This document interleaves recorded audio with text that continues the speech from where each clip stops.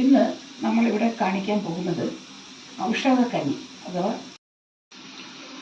കർക്കിടകം പകുതിയായി കഴിഞ്ഞു. ഔഷധക്കഞ്ഞി എല്ലാവരും കുടിച്ചുകൊണ്ടിരിക്കുകയാണ്. ഇനിയുള്ള 10 ദിവസമെങ്കിലും മറ്റുള്ളവർ ഈ കർക്കിടകക്കഞ്ഞി കഴിക്കുക. അതിനായി ഞാനിത് കർക്കിടകക്കഞ്ഞി എങ്ങനെ തയ്യാറാക്കാമെന്ന് നിങ്ങളെ കാണിച്ചു തരാം. അതിന് പ്രധാനമായിട്ടും വേണ്ടത് ഞവരേരിയാണ്.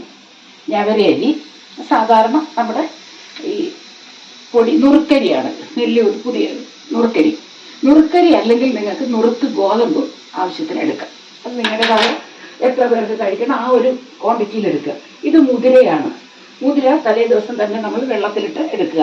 ഇത് ആശാളിയാണ്. ഇത് ചെറുപയറാണ്.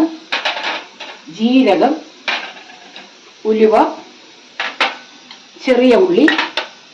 ഇതാണ് പൊടിമരുന്നെന്ന് പറയുമ്പോൾ നമ്മുടെ പറമ്പിലും തൊടിയിലും ഒക്കെ കാണുന്ന പച്ചമരുന്നുകളെ അരച്ചു പിഴിഞ്ഞെടുത്താണ് സാധാരണയായി പഴയ കാലങ്ങളിൽ കഞ്ഞി തയ്യാറായിക്കൊണ്ടിരുന്നത്. ഇന്ന് അതിനുള്ള അസൗകര്യം നിമിത്തം നമ്മളിന്ന് അങ്ങാടിക്കടകളിലൊക്കെ കിട്ടുന്ന പൊടികൾ മേടിക്കും, അല്ലെങ്കിൽ അവിടെ തന്നെ പച്ചയായിട്ടുള്ള ഔഷധ കൂട്ടുകൾ ലഭിക്കും. അത് നമ്മൾ വാങ്ങിക്കൊണ്ടുവന്ന് ഇതിനകത്ത് ഇടിച്ചു പിഴിഞ്ഞ് ചേർക്കാനും സാധിക്കുന്നതാണ്.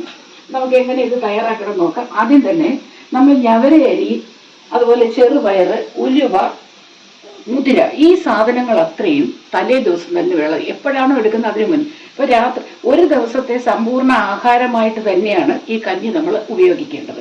അതിനായി രാത്രിയിലാണ് ഏറ്റവും നല്ലത്. രാത്രിയിലെ അത്താഴമായിട്ട് ഈ കഞ്ഞി ഉപയോഗിക്കാം, അല്ലെങ്കിൽ രാവിലെ ഉപയോഗിക്കാം. രാവിലെ ഉപയോഗിക്കുകയാണെങ്കിൽ രാത്രി തന്നെ ഈ കഞ്ഞി കൂട്ടുകളെല്ലാം വെള്ളത്തിലിട്ടേക്കണം. ആശാളി വേണ്ട, അതുപോലെ പൊടിയരിയും ഈ നുറുക്കരി തലേന്നിടണ്ട.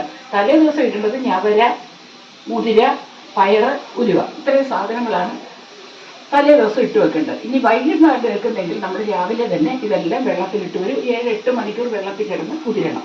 നല്ല വേവുണ്ട് ഞവരയിരിക്കും. ഇനി ഒരു പക്ഷേ ഞവരേരി വാങ്ങാൻ പറ്റാത്തവരാണെങ്കിൽ സാധാരണ നമ്മുടെ കഞ്ഞിക്കുള്ള അരി വേവിച്ചും ഈ സാധനങ്ങളെല്ലാം ചേർത്ത് ഔഷധക്കൂട്ടും ചേർത്ത് കഞ്ഞി വെക്കാം. അതുപോലെ തന്നെ ഒപ്പം വേണ്ട ഒരു പ്രധാന ഐറ്റമാണ് നാളികേരം. നാളികേരം നിങ്ങൾക്ക് തിരുമ്മി ചേർക്കാം, തിരുമ്മിനകത്ത് ചേർക്കാം. അത് അങ്ങനെയാണെങ്കിൽ ഇത് വേവിക്കുമ്പോൾ കൂടെ തന്നെ നാളികേരം ഇടാം. പിന്നെ കല്ലുപ്പാണ്. ഇത് ഞാനിവിടെ എടുത്തു വെച്ചേക്കുന്ന ഔഷധക്കൂട്ടിൻ്റെ പാക്കറ്റാണ്. ഇങ്ങനെയുള്ള പാക്കറ്റിൽ നിങ്ങൾക്ക് ഇത് വാങ്ങാൻ കിട്ടും. ഇത് ഞാൻ 1 സ്പൂൺ എടുത്തിട്ടുണ്ട്. അത് ഓരോ വീട്ടിലേക്കും ആവശ്യമായ അളവിലേക്ക് എടുക്കുക. അതനുസരിച്ച് അരിയും മറ്റു സാധനങ്ങളും നിങ്ങൾക്ക് ആവശ്യമുള്ള ക്വാണ്ടിറ്റി എടുത്തിട്ട് അതിനോടൊപ്പം ഈ ഔഷധപ്പൊടി ചേർക്കാം.